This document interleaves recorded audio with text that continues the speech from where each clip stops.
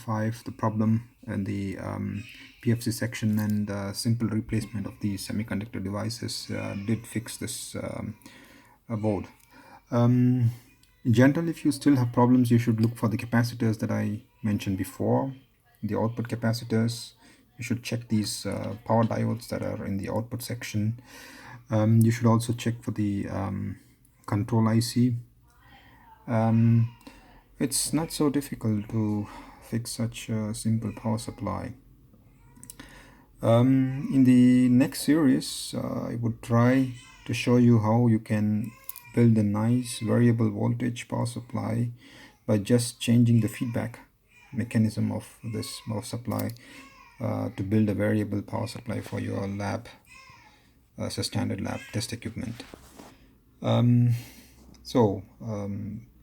Please be careful with working on such power supplies. If you do not understand anything what I'm saying now, I would not even recommend you opening the power supply.